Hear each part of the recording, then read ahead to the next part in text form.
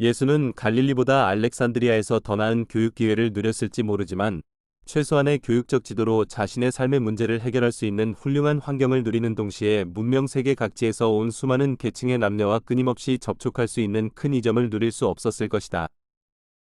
그가 알렉산드리아에 머물렀다면 그의 교육은 유대인들에 의해 그리고 오로지 유대인 노선을 따라 이루어졌을 것이다.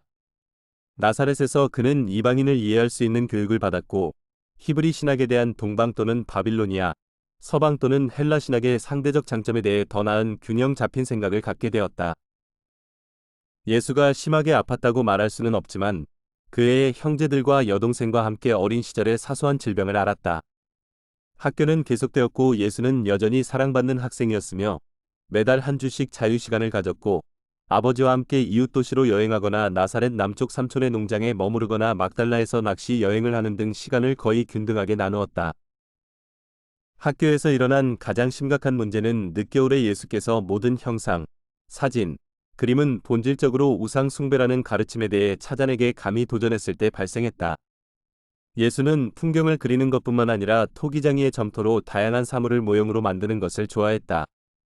그런 종류의 모든 것은 유대율법에 의해 엄격히 금지되었지만 이때까지 예수는 부모님의 반대를 어느 정도 누르고 이러한 활동을 계속하도록 허락받았다.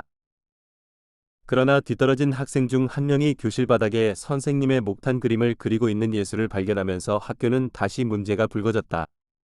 많은 장로들이 그 그림을 본 후 위원회가 요셉을 찾아가 장남의 불법을 제지하기 위한 조치를 취해달라고 요청했다. 요셉과 마리아에게 다재다능하고 적극적인 아들의 행동에 대한 불만이 제기된 것은 이번이 처음은 아니었지만 지금까지 요셉에 대해 제기된 모든 고발 중 가장 심각한 것이었다.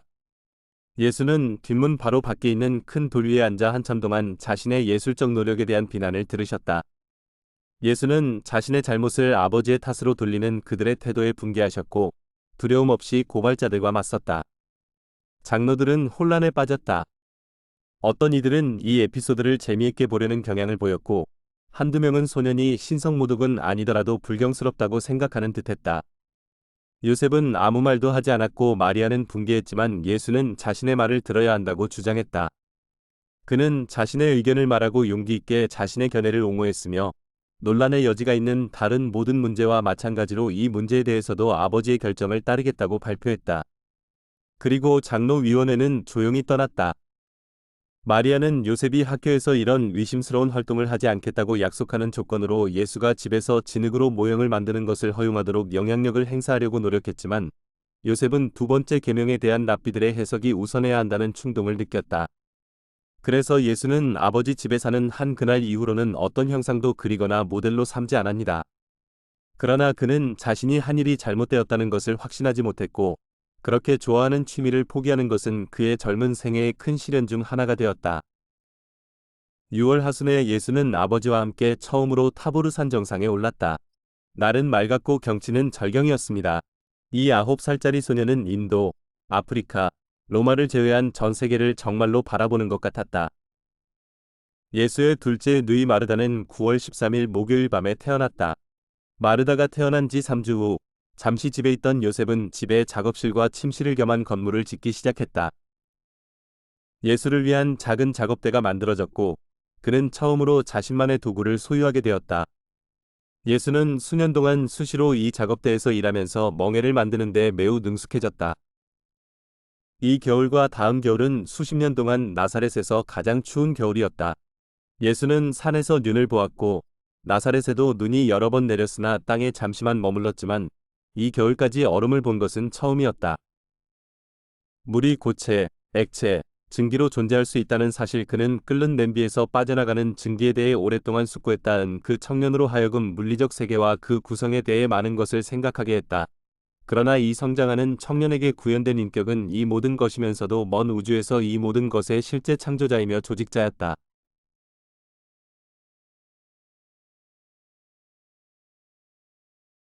나사렛의 기온은 혹독하지 않았다.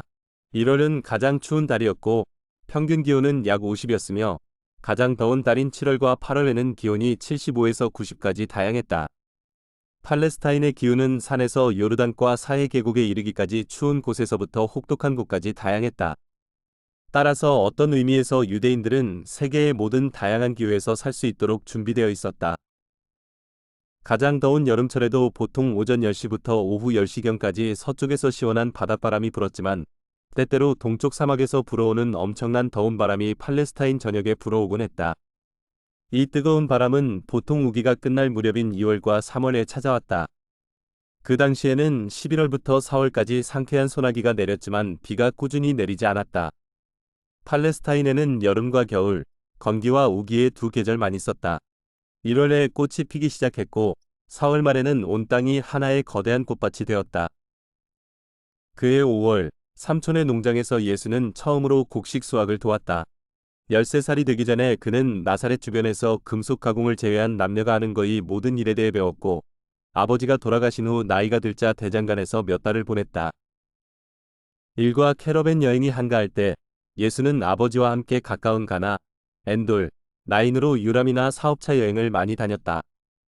어린 시절에도 나사렛에서 북서쪽으로 3마일 남짓 떨어진 세포리스를 자주 방문했고 기원전 4년부터 기원 후 25년경까지 갈릴리의 수도이자 헤롯 안티파스의 거주지 중 하나였던 갈릴리도 자주 방문했다.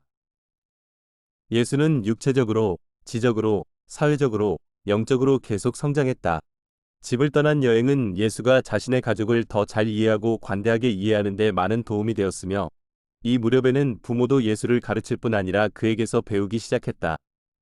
예수는 젊은 시절에도 독창적인 사상가이자 유능한 교사였다. 그는 소위 구전율법과 끊임없이 충돌했지만 항상 가족들의 관습에 자신을 맞추려고 노력했다. 그는 또래 아이들과는 꽤 잘 어울렸지만 행동이 느린 아이들 때문에 종종 낙담하기도 했다. 10살이 되기도 전에 그는 육체적, 지적, 종교적 인간성 획득을 촉진하기 위해 스스로 모임을 결성한 7명의 소년 무리의 리더가 되었다. 이 소년들 사이에서 예수는 많은 새로운 게임과 다양한 신체적 여가 활동의 개선된 방법을 소개하는 데 성공했다.